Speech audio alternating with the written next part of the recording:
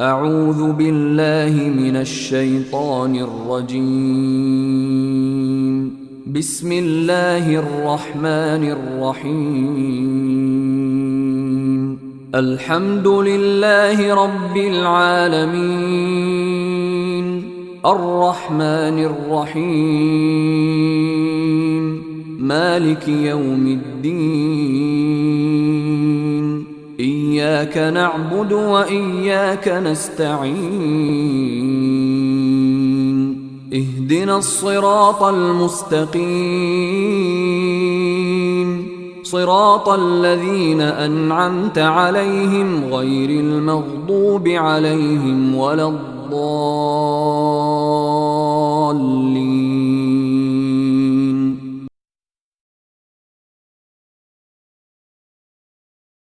Nous allons vous parler de quelques biographies de El Hadj Ibrahima Diaby, qui contribue au développement de notre cher pays la Guinée. Commentaire, Jean Moulin. Bienvenue mes chers musulmans et musulmanes. Nous voici après 1 an, 2 mois de reconstruction de la mosquée de Boké-Filira par notre cher Cheikh Ibrahima Diaby, qui disait toujours que cette mosquée sera exemplaire en Guinée. Cheikh Ibrahima Diaby est né en 1986 à Boké-Filira, quartier Kouniéwadé. Fils de El Hadj Kourfia et de Hadja Nakadi Sissé. El Hadj Ibrahima se bat toujours pour les fidèles musulmans. Si nous prenons, depuis 2006, El Hadj Ibrahima envoie toujours 4 à 5 musulmans à la Mecque. El Hadj Ibrahima, dans son pèlerinage à la Mecque, avait promis à Dieu le Tout-Puissant que, dès son retour de la Mecque, qu'il ferait reconstruire leur mosquée, car la mosquée était en état critique pour les fidèles musulmans.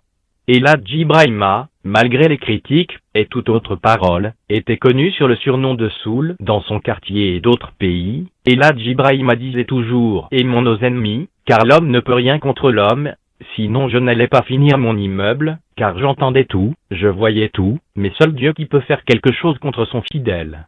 Aimons ce que Dieu aime, méfions-nous ce qu'il n'aime pas. » بسم الله الرحمن الرحيم. قل يا أيها الكافرون لا أعبد ما تعبدون ولا أنتم عابدون ما أعبد ولا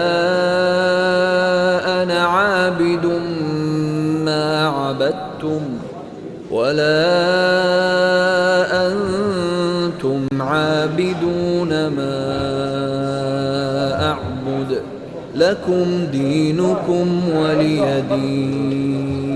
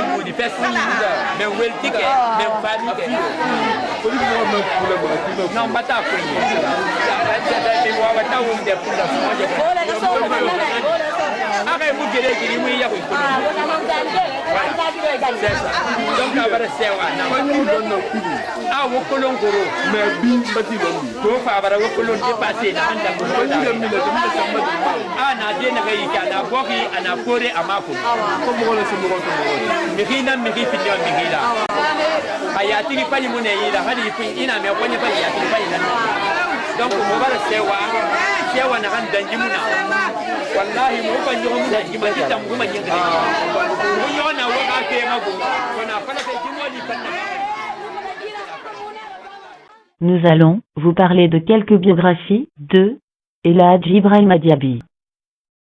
El Hadj Ibrahima Diaby, à l'âge de 15 ans, était le meilleur cycliste à Boké. À l'âge de 18 ans, il était l'un des fils le plus préféré de son père, car celui-ci, en sa qualité de chef spirituel, il le savait d'avance, que son fils sera une grande personne de ce monde avec destin hors commun. l'amour qui lie père et fils était extraordinaire. Il eut un frère qui décéda, Luis, vient en qualité de deuxième fils, qui a une sœur qui malheureusement ne vécut ainsi. Il resta le seul fils de sa mère qui survécut, et dut attendre 15 ans pour avoir un frère qui lui a survécu, mais un quatrième frère ne vit pas. Avant la naissance de son troisième frère, il vient lui annoncer cela, à sa mère. Il était effronté dans sa jeunesse, chez son père, il était l'avant-dernier fils. Ibrahima se distinguait des autres adolescents de son âge, qui tous voulaient partir à l'Occident coûte que coûte, mais lui confia de son destin savait que celui-ci se trouvait dans son pays, et non ailleurs. En 1991, Ibrahima décide de rendre visite à son oncle qui résidait en Côte d'Ivoire. Durant son séjour, Ibrahima était confronté à d'énormes difficultés, et fut même 2 jours en garde à vue dans un commissariat pour avoir mangé un plat riz qui ne lui était pas destiné. Toutes les personnes impliquées ont eu des retombées négatives sur eux. À sa sortie du commissariat, il retourne chez lui en crédit, qui sera payé par son père Eladj Koursia Diaby, et il fut la risée des frères qui eux vivaient en Europe pour les 90%. Ibrahima fut le seul fils de son père à faire menus travaux pour sa mère comme chercher du fagot, faire le message et autres. Vers 1994, il eut dispute entre lui et son frère aîné, son père lui ligotait dans la maison à encler toutes les chambres. Et miraculeusement ce dernier sort, ni par la porte ni par les fenêtres, qui étaient barricadées à partir de ce moment, il vit miracle en miracle, car on le voyait dans le bien qu'aucune ne puisse expliquer la prévenance c'est bien. Ibrahima prévoyait depuis toujours d'être une grande personne dans ce monde en compagnie de ses amis, il leur disait tout ce qu'il aura dans l'avenir, mais en tant que riche. À cette époque aucun lundi ne passait sans qu'il ne gêne, car dans tout ce qu'il faisait, s'associait à Dieu. Son père avant de mourir, convoqua tous ses fils, pour leur dire que son fils Ibrahima sera une étoile dans cette vie, et que chacun doit s'occuper de lui, et exaucer les moindres besoins. Pendant ce temps Ibrahima n'avait même pas 1 million de francs guinéens dans sa poche. À la mort, son père Ibrahima devint subitement riche et pourvoit aux dépenses liées aux funérailles de son père. Il commence à avoir des grosses voitures, mais tout le monde pensait qu'il prenait les voitures d'autres personnes alors. Il décide de personnaliser ses véhicules avec son pseudonyme, Soul, et depuis il ne fait que construire des immeubles, et des villas attirant ainsi une horde d'ennemis, ce qui eut pour résultat d'inquiéter sa mère. En 2009, il entreprend de construire un immeuble à Bokeh, mais là aussi ses ennemis essayent par tous les moyens de l'en empêcher en mettant des gris-gris, mais avec sa foi inébranlable en Dieu, il réussit là où tout le monde s'attend à ce qu'il échoue et en 9 mois, construit le plus bel immeuble de Bokeh plus, un centre commercial de 22 boutiques. Ibrahima devient de plus en plus mystérieux, et gagne plus d'ennemis. Pendant la prise de pouvoir du capitaine Dadis Camara, ses ennemis publièrent partout qu'il a été appréhendé dans l'affaire de trafic de drogue. Apprenant cela, il fait une rentrée digne d'un roi à Bokeh pour rapporter des démentis, et il est accompagné par une multitude de bérets rouges, qui lui servaient de garde leur prouvant, ainsi qu'il est une personne intègre et qu'il croit en Dieu. Avec tous ses tracas et ses sournoiseries, sa mère ne faisait que pleurer, car elle était inquiète pour son fils. En tant que digne fils de son père, Ibrahima prédisait l'avenir. Il pouvait aussi prévoir tout ce qui arriverait à ses proches tant en bien ou en mal. Toute sa force, il l'a puisée dans le Saint-Coran. Malgré les miracles qu'il accomplissait, ses ennemis ne le voyaient pas tel qu'il était, et cela ne l'a pas ébranlé, car il continuait à faire du bien autour de lui. Les exemples les plus frappants sont les suivants. Il envoyait à l'occasion de chaque pèlerinage 5 à 6 personnes faire le Hajj qui est l'un des 5 piliers de l'islam, et contribue aussi à l'éducation de la jeunesse de Bokeh en partageant des milliers de cahiers. Il renouvela aussi la concession de son père, qui est composée de plusieurs maisons, qu'il transformera en des villas modernes, électrifiées par des panneaux solaires 24 heures sur 24. Et tout récemment des personnes mal intentionnées ont détruit une partie de la concession soi-disant que certaines villas sont sur la route. Mais tout cela a été financé par un des et frère qui vit en France, car d'après un témoignage d'Ibrahima, ce dernier déclare « J'ai reçu un appel de mon frère, soi-disant que certaines maisons doivent être détruites, car elles sont sur la route, et Ibrahima répond « Toute personne qui sera complice de cette destruction sera châtiée par Dieu et cela n'a pas manqué. » Car il est sorti vainqueur du procès qu'il opposait contre ces personnes, à qui on dit agir sous l'autorité de l'État. À son retour de la Mecque, Ibrahima décide de reconstruire une mosquée qui est à ce jour l'une des plus belles mosquées de la Guinée. Cela ne s'est pas fait sans d'énormes difficultés, car les personnes mal intentionnées ont essayé par tous les moyens de l'en empêcher, mais ni les maraboutages, ni la sorcellerie n'ont pas réussi à le détourner de son objectif, qui est celui de servir Dieu. À une semaine de l'inauguration, ces mêmes personnes essayent de saboter l'événement. Dans une de ses interviews, Ibrahima déclare qu'il n'est ni Dieu, ni un djinn, ni une personne importante, mais une personne entre tant d'autres. Mais parfois les miracles de Dieu existent cependant, ils ne seront reconnus qu'après leur passage. L'histoire retiendra de lui ses œuvres et ses miracles, car la reconnaissance de Dieu quand elle arrive, ne terminera jamais. Ibrahima a toujours aimé ses frères paternels et maternels. Son grand frère, Mfakari, qui réside en Hollande, était en vacances à Conakry, qui, toujours, lui donnait des petits conseils familiales. Mais aussi son grand frère Alsoni Diaby qui s'est déplacé spécialement pour lui rendre visite et assister à l'inauguration. Et là, Hadji Ibrahima, on ne peut pas parler tout ce qu'il fait pour les fidèles musulmans. À Kansar, Conakry, Mali, Sénégal, France, Maroc, Tunisie, Canada, a toujours contribué pour ses ressortissants guinéens. Bismillahirrahmanirrahim. إذا الشمس كورت وإذا النجوم انكدرت وإذا الجبال سيرت وإذا العشار عطلت وإذا الوحوش حشرت وإذا البحار سجرت وإذا النفوس زوجت وإذا الموءودة سئلت بأي ذنب قتلت وإذا الصحف نشرت وإذا السماء كشطت وإذا الجحيم سعرت وإذا الجنة أزلفت علمت نفس ما أحضرت فلا أقسم بالخنس الجوار الكنس والليل إذا عسعس والصبح إذا تنفس إنه لقول رسول كريم ذي قوة عند ذي العرش مكين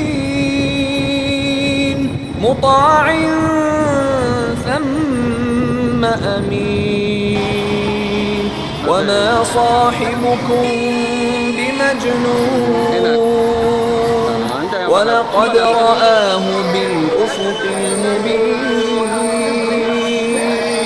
وما هو على الغيب بضنين وما هو بقول شيطان رجيم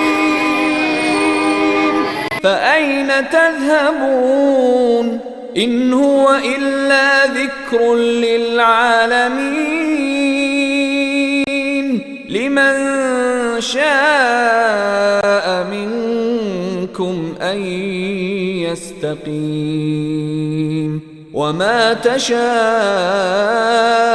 إلا أن يشاء الله رب العالمين إذا السماء انفطرت وإذا الكواكب انتثرت وإذا البحار فجرت وإذا القبور بعثرت علمت نفس ما قدمت وأخرت يا أيها الإنسان ما غرك بربك الكريم الذي خلقك فسواك فعدلك في أي صورة ما شاء ركبك كلا بل تكذبون بالدين وإن عليكم لحافظين كراما كاتبين يعلمون ما تفعلون إن الأبرار لفي نعيم وإن الفجار لفي جحيم يصلونها يوم الدين وما هم عنها بغائبين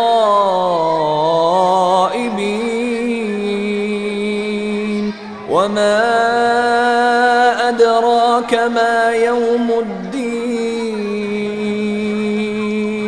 ثم ما أدراك ما يوم الدين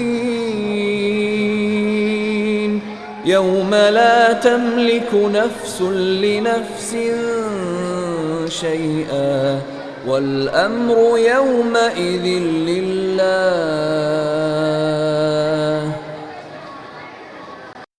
Le début de la reconstruction.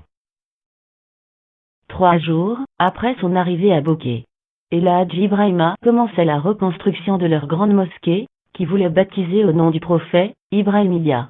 Mais, les rumeurs se lançaient un peu partout, qu'il lui a baptisé à son nom. Ibrahima leur dit que la volonté divine de Dieu agit sur toute personne qui noyera son nom, car ce n'est pas ce qu'il voulait, sinon, il a construit une mosquée familiale, c'est là-bas, il allait mettre son nom.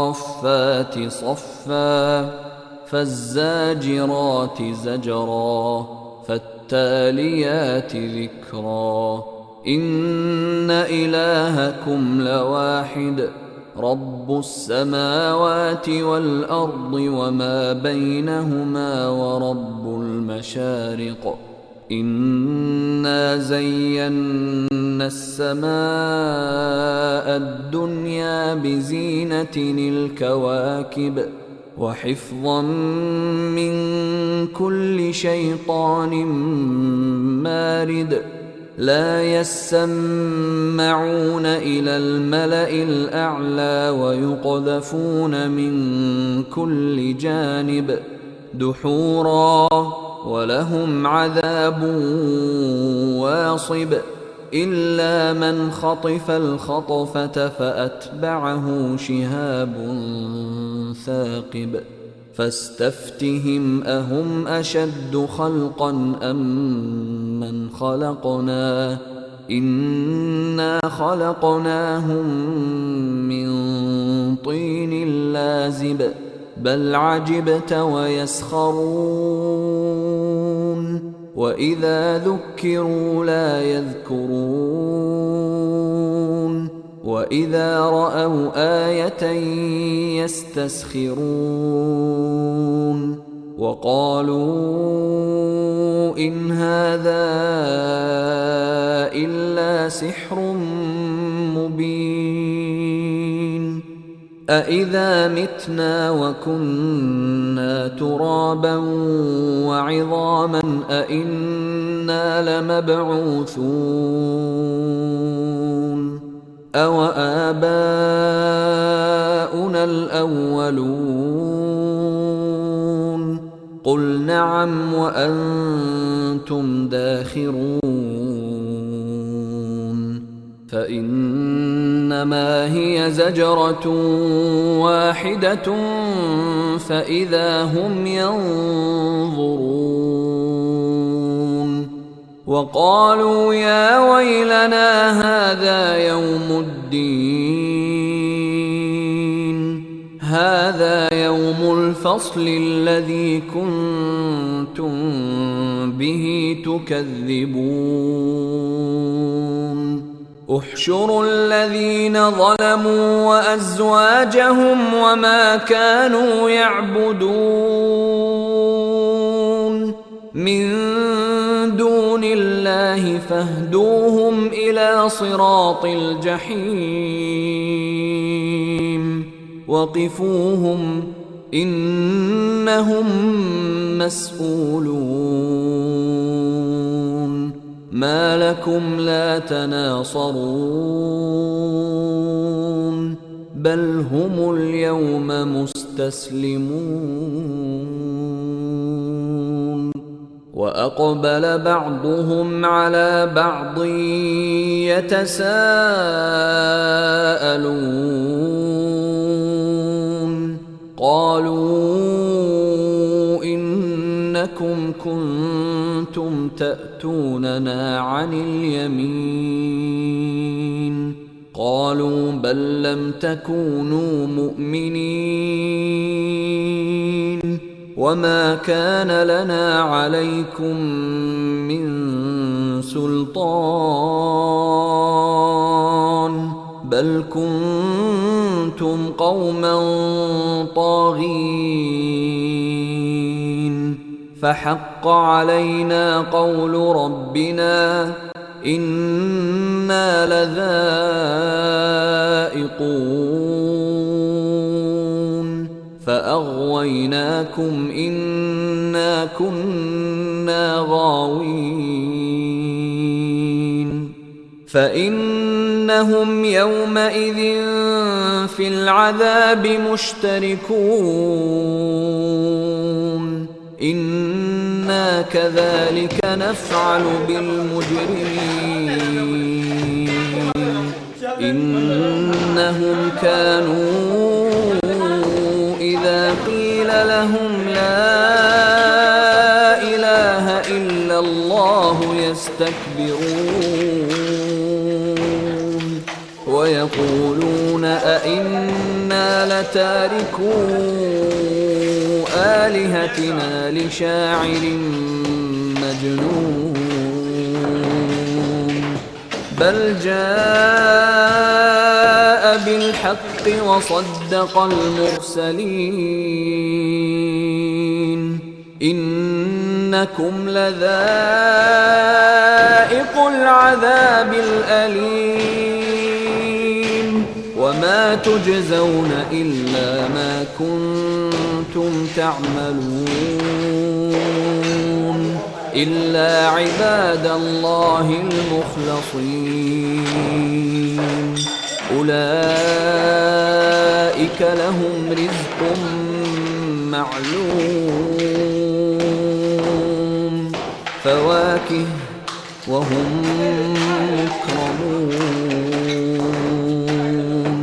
في جنات النعيم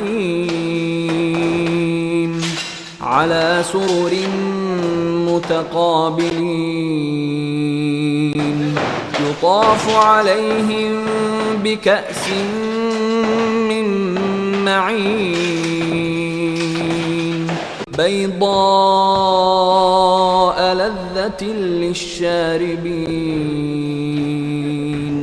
لا فيها غول ولا هم عنها ينزفون وعندهم قاصرات الطرف عين كأنهن بيض مكنون فأقبل بعضهم على بعض يتساءلون قال قائل منهم إني كان لي قرين يقول أئنك لمن المصدقين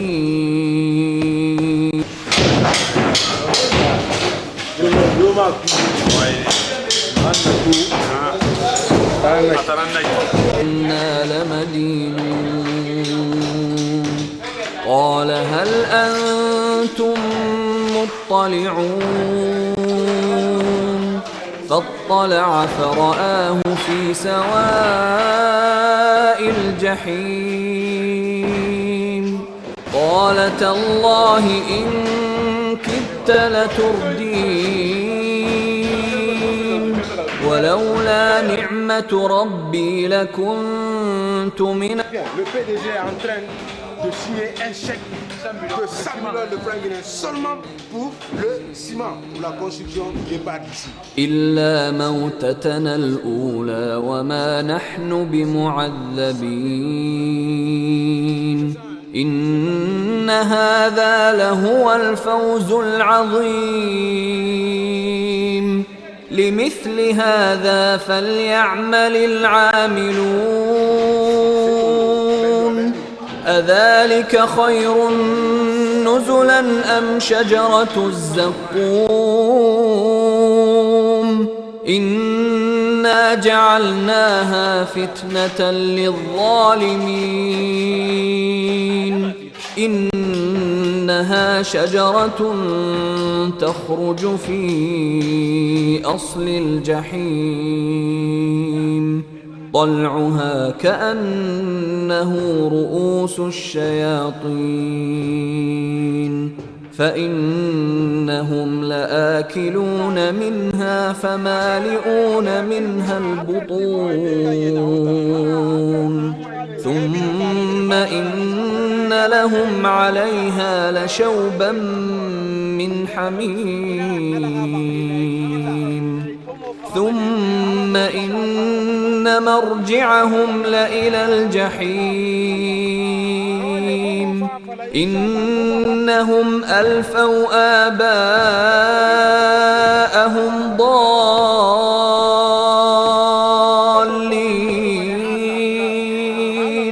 فهم على والفجي أمي رافي على ما ميتب كلا متنا كل إن شاء الله موفى مورا سمبنا نرانا مودو أورا بابه أنتنا هنتونغوري على هانوارا على هابولا هاديما أنا بوسي أنو في لكابيري وانتم فانا هنابي على هم فامبيري مالي على غيري في وهم فما على نو ما ولو ما سورا على كريم غنيجي نهما أنو هم فانجي ولا كريم غنيجي نهما على هم فامبيري مالي أنا كلنا باركلا على فمالي على يولي سيارة على نما أقول الغامبي على وانتجان على نما وانتجان يولي ما اللهم رب صلى الله على يقوي تجي مماري فلنعم المجيبون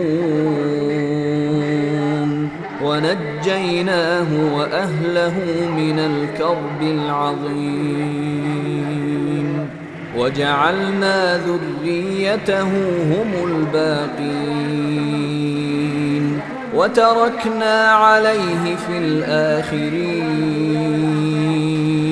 سلام على نوح في العالمين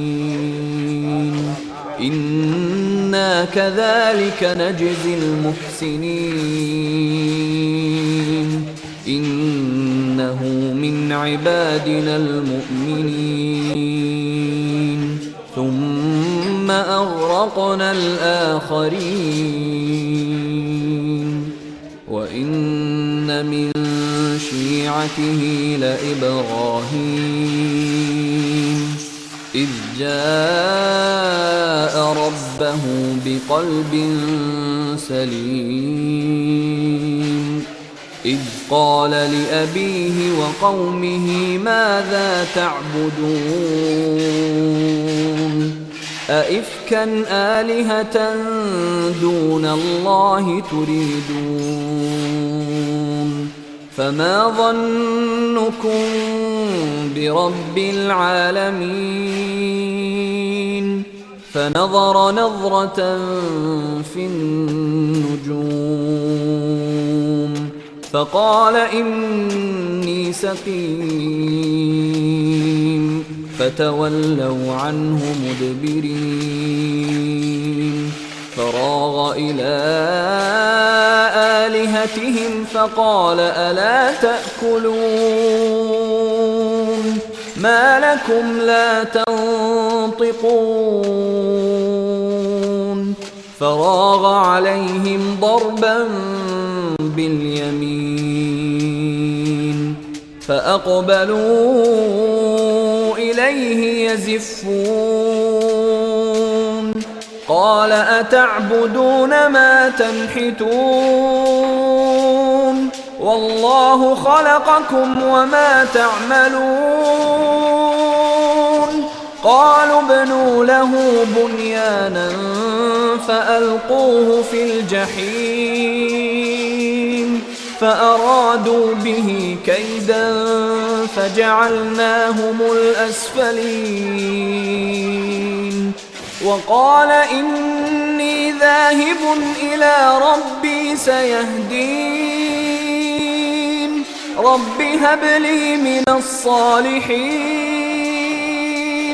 فبشرناه بغلام حليم فلما بلغ معه السعي قال يا بني إني أرى في المنام أني أذبحك فانظر ماذا ترى قال يا أبت افعل ما تؤمر ستجدني إن شاء الله من الصابرين فلما أسلما وتله للجبين وناديناه أن يا إبراهيم قد صدقت الرؤيا إنا كذلك نجزي المحسنين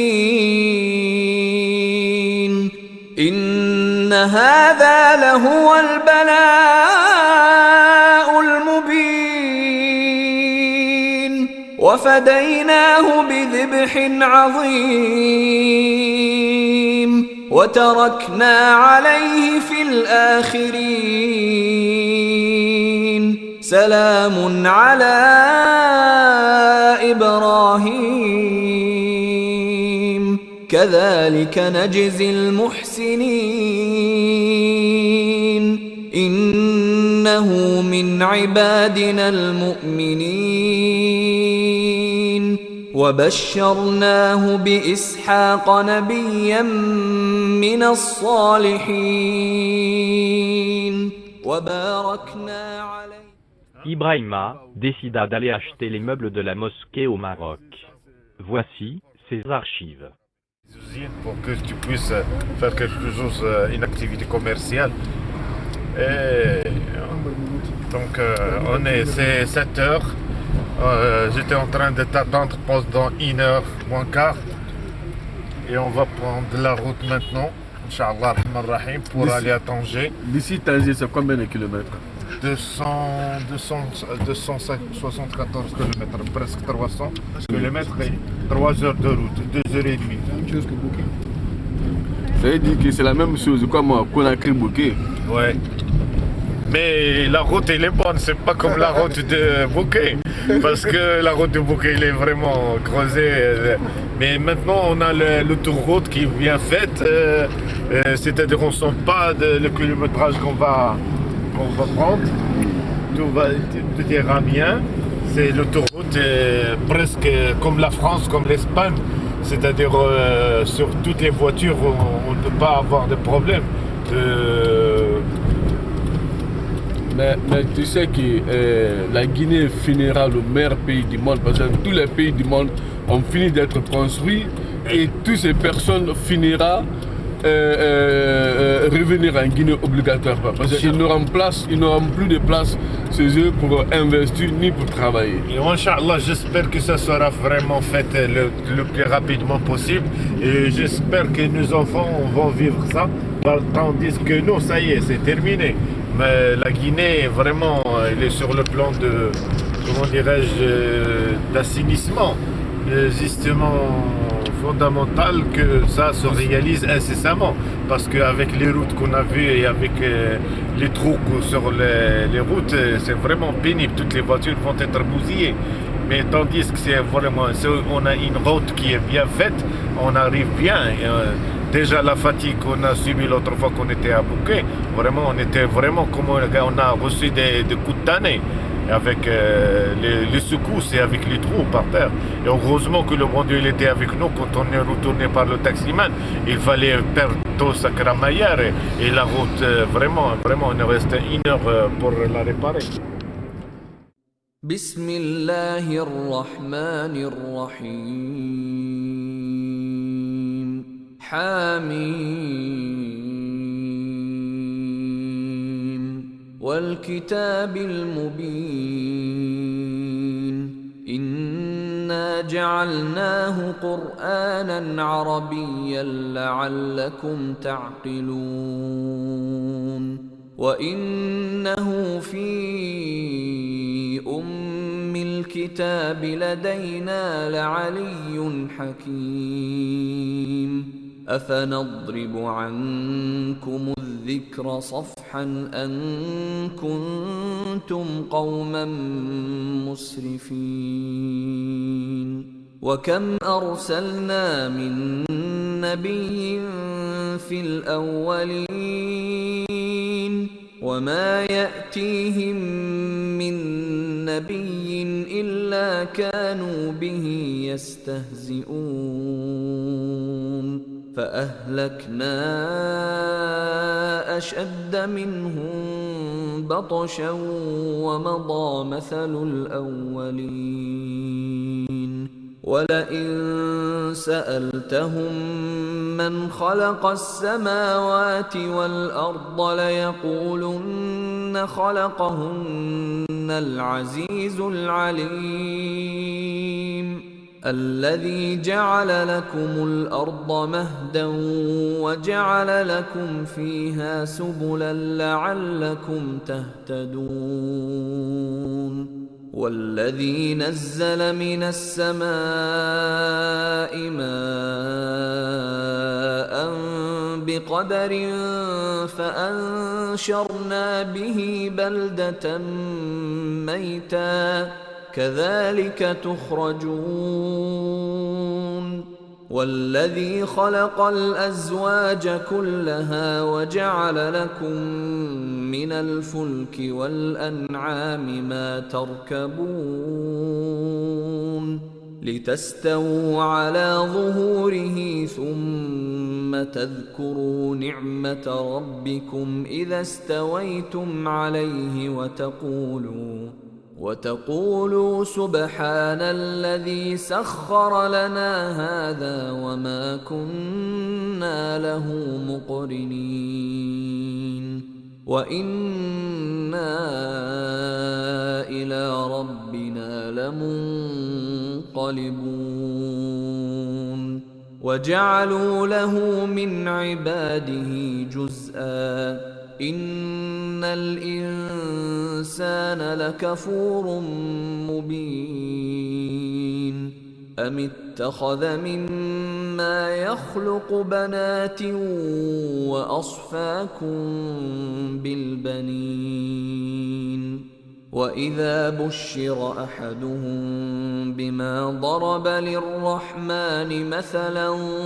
ظل وجهه مسودا وهو كظيم أومن ينشأ في الحلية وهو في الخصام غير مبين وجعلوا الملائكة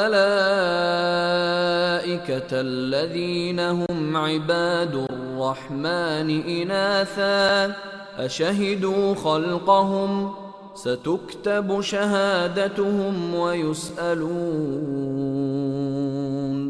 وقالوا لو شاء الرحمن ما عبدناهم ما لهم بذلك من علم إن هم إلا يخرصون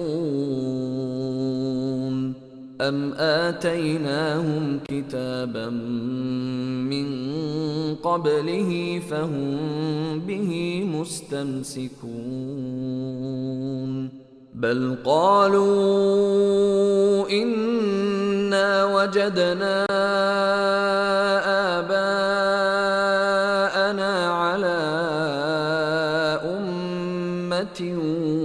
وإنا على آثارهم مهتدون وكذلك ما أرسلنا من قبلك في قرية من نذير إلا قال مترفوها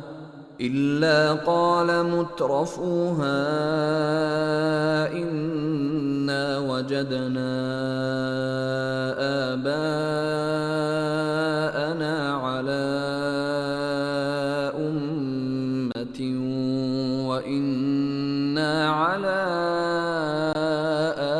آثارهم مقتدون قال أولو جئتكم بأهدى مما وجدتم عليه آباءكم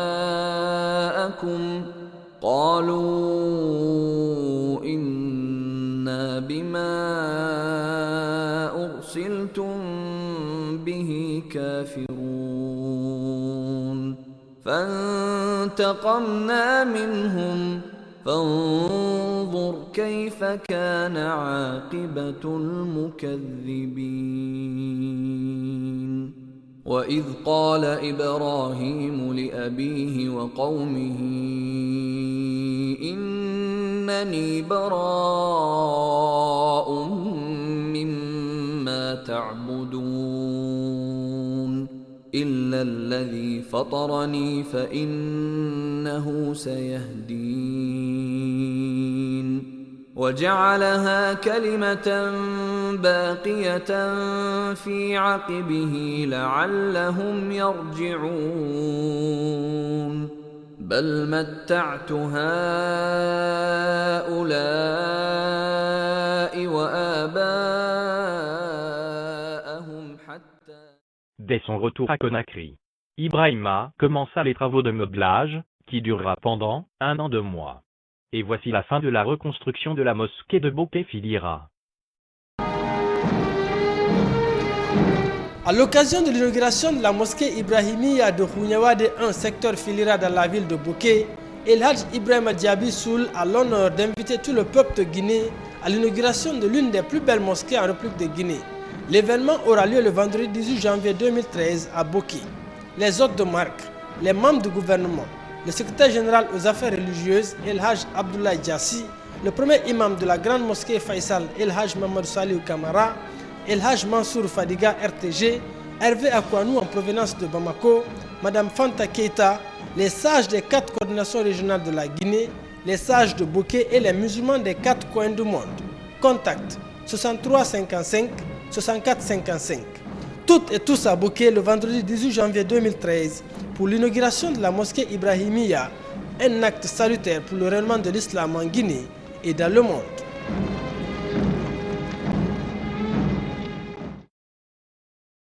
De nos jours, la ville de Bokeh enregistre la réalisation de plusieurs infrastructures publiques. C'est le cas de cette mosquée située dans le quartier Khouniawade, secteur Filira. Entièrement financée sur fonds propres, cette réalisation est l'œuvre d'un fils de Bokeh, El Hadj Ibrahima Diaby Soul.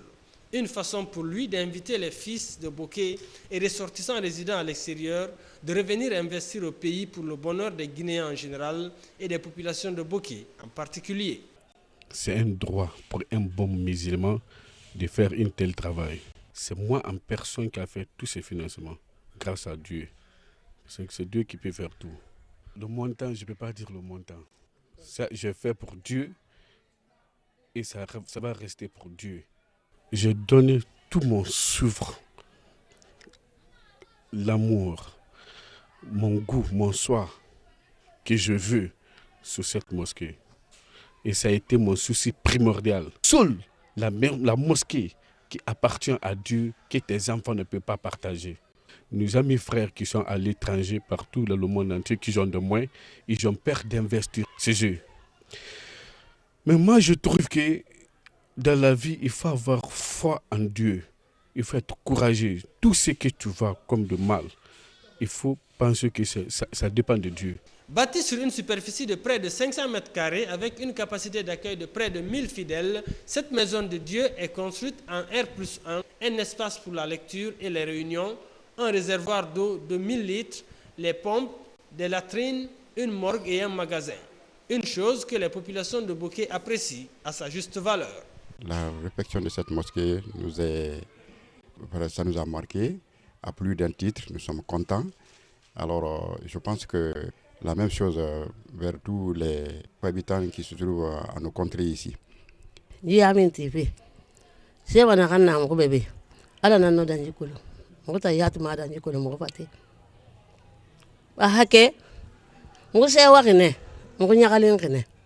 L'inauguration de cette mosquée est prévue le vendredi 18 janvier 2013 à Bokeh.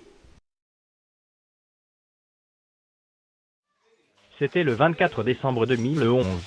Nous avons quelques questions pour Eladj Ibrahima Diaby par téléphone. Eladj, nous voulons vous poser quelques questions concernant la reconstruction de cette mosquée. Eladj, qu'est-ce qui vous a animé pour cette reconstruction? Je suis très content, je suis très ravi. Vous savez, je viens d'arriver de la Mecque. On part à la Mecque pour aller découvrir le nouveau visage qu'on n'a jamais vu. C'est ce qu'on appelle la Mecque. Et pour aller chercher la vérité. J'ai promis au bon Dieu, au retour de la Mecque, que je ferai quelque chose d'extraordinaire. Que je ferai une reconstruction de la mosquée. J'avais promis ça déjà là. D'accord, vous nous aviez parlé de la Mecque. Nous pensons que l'architecture qui sera apportée à cette grande mosquée sera exemplaire. Quelle est la surprise que vous réservez pour les fidèles musulmans? L'homme dans la vie peut être difficile. On peut souhaiter quelque chose si Dieu n'accepte pas, ça ne sera pas lui. Si Dieu le veut ainsi, je dis bien, si Dieu le veut ainsi, je pense que ce sera exemplaire. Si Dieu le veut ainsi, il nous donne l'espoir, l'idée, le cœur, la voix de Dieu, c'est le chemin de Dieu. Ça c'est un chemin de Dieu. Ça c'est un chemin qui mène sur la route du paradis. C'est un chemin que Dieu ne donne pas à quiconque, que Dieu ne donne pas à tout le monde. Déjà, je remercie le bon Dieu d'avoir nous choisi. C'est celui qui choisit quelqu'un. Celui qui choisit, celui qui veut choisir, celui qui donne à qui veut donner, celui qui répit à qui veut répondre. Je remercie d'abord au bon Dieu et à tous ceux qui sont là pour se battre pour Dieu, que Dieu nous donne la force d'accomplir notre mission. Le destin donne nos mains inévitable. Ça c'est un destin. C'est un destin qui est créé par Dieu. Chacun à son tour. On prie Dieu que le tour arrive à celui qui peut accomplir les missions de Dieu. C'est ce qu'on appelle djihad. Djihad ne veut pas dire de faire la guerre avec ceux qui ne prient pas. Non. On fait partie de Dieu. On reconstruit une maison. Une maison de Dieu. Ça c'est la maison de Dieu. La maison là n'appartient à personne, appartient qu'à Dieu. C'est Dieu qui a voulu, c'est Dieu qui a confié cette mission. Eh bien bon, je suis d'accord. Il y a mes frères qui vivent en France. C'est Dieu qui a voulu, et aussi qui veut le faire. Peut-être qu'il y aura une autre personne aussi qui va venir, qui fera plus pour moi. C'est comme ça la vie. Donc, le destin est inévitable. Cette tâche vous a été confiée. Si nous remontons un peu l'histoire, votre homonyme Abraham a été le premier prophète à avoir construit une mosquée. On ne sait pas si vous voulez l'imiter. L'homme ne peut pas limiter l'homme. C'est Dieu qui donne la force à celui qui veut donner. C'est Dieu qui crée des initiatives. Nous avons commencé ça, que Dieu nous donne la force. Aujourd'hui, nous parlons aujourd'hui de limogeation cachée. On parle de ça aujourd'hui. On ne peut pas parler de la finition. C'est ce que je vous ai dit. C'est Dieu qui m'a choisi. Et il m'a choisi dans la main de Filaka. Dans la main de Filaka. En me choisissant qu'il faut que je sois quelqu'un qui va venir 40 ans après, ou 100 ans après, 200 ans après, qui fera ce combat de Dieu. Ça c'est Dieu qui a voulu. Je ne peux rien dire que je veux limiter mon homonyme. On ne peut pas limiter quelqu'un. Mais c'est Dieu qui a voulu ainsi que ça se passe. Et ça va se passer obligatoirement. Et là, quel conseil pouvez-vous donner aux autres ressortissants de Bokeh? La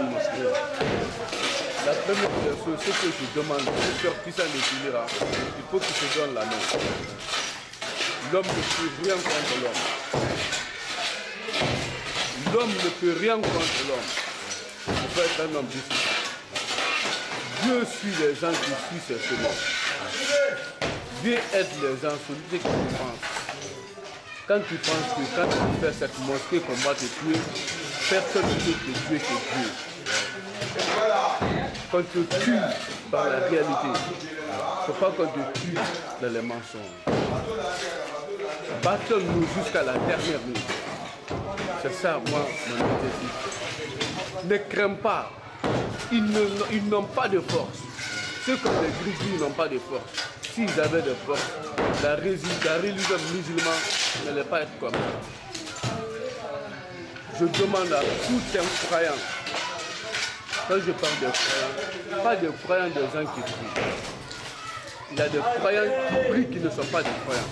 Mais des vrais croyants n'ont pas peur. Des vrais croyants sont honnêtes. Et ce qu'ils font.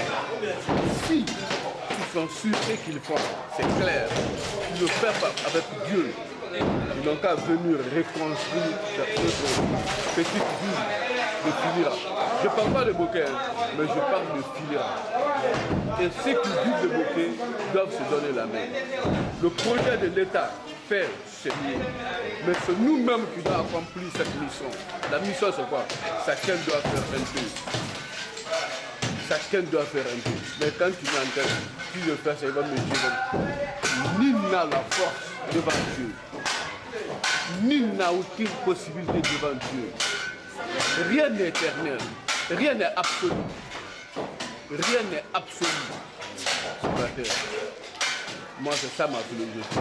Je leur demande de venir. Moi, rien ne peut me réfréer sauf Dieu. Même la mort ne me réfraie pas. La mort ne me réfraie pas. Je demande aux jeunes diaspora qui veulent investir, n'ont qu'à venir investir. Il faut construire des immeubles aux États-Unis en France. C'est zéro.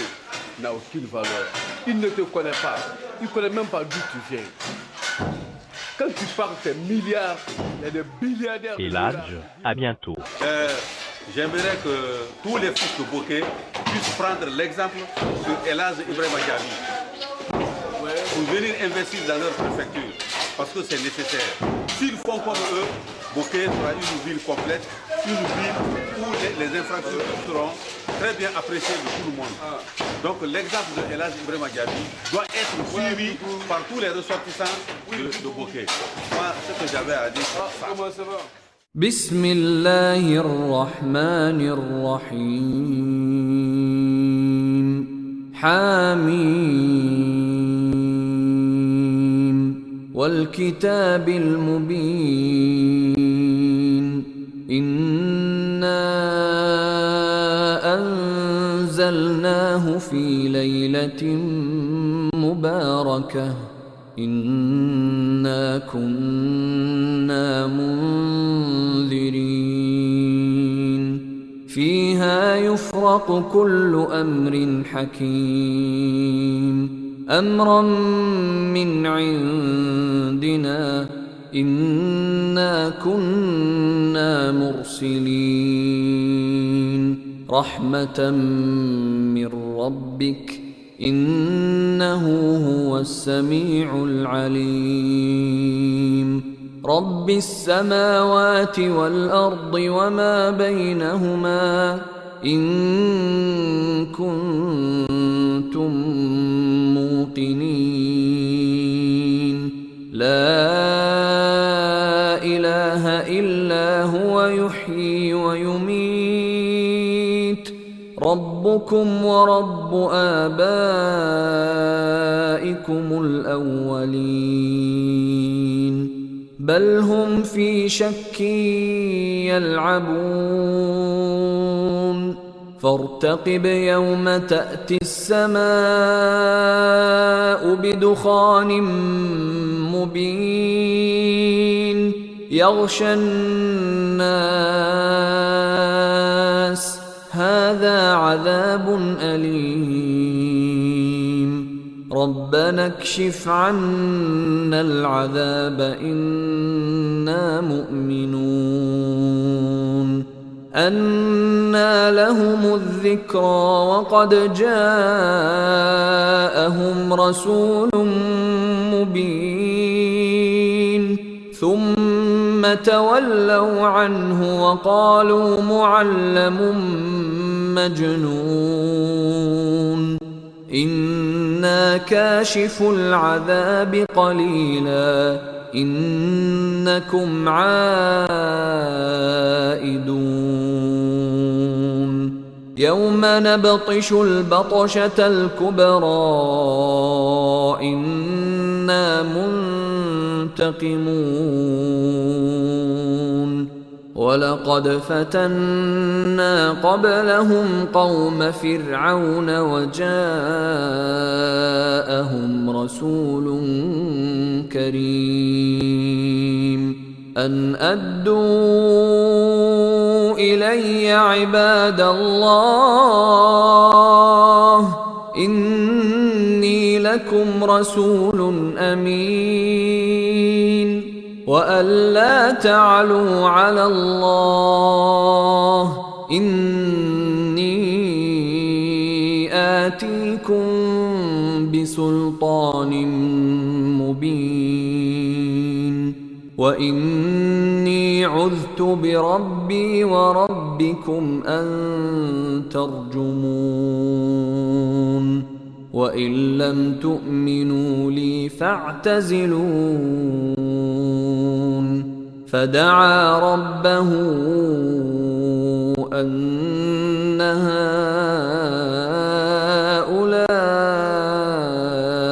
قوم مجرمون فأسر بعبادي ليلا إنكم متبعون واترك البحر رهوا إنهم جند مغرقون كم تركوا من جنات وعيون وزروع ومقام كريم ونعمة كانوا فيها فاكهين كذلك وأورثناها قوما آخرين فما بكت عليهم السماء والأرض وما كانوا منظرين ولقد نجينا بني إسرائيل من العذاب المهين من فرعون إنه كان عاليا من المسرفين ولقد اخترناهم على علم على العالمين وآتيناهم من الآيات ما فيه بلاء مبين إن هؤلاء ليقولون إن هي إلا موتتنا الأولى وما نحن بمنشرين فأتوا بآبائنا بسم الله الرحمن الرحيم قل أعوذ برب الفلق من شر ما خلق ومن شر غاسق إذا وقب ومن شر النفاثات في العقد ومن شر حاسد إذا حسد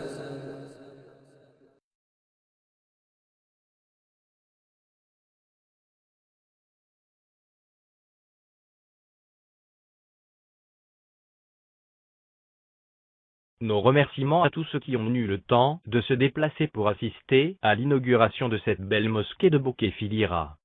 Sans oublier mon grand frère Alsoni Diaby, qui s'est déplacé de la France spécialement pour assister à l'inauguration de cette belle mosquée, qui a été reconstruite à Bokeh Filira. On vous remercie.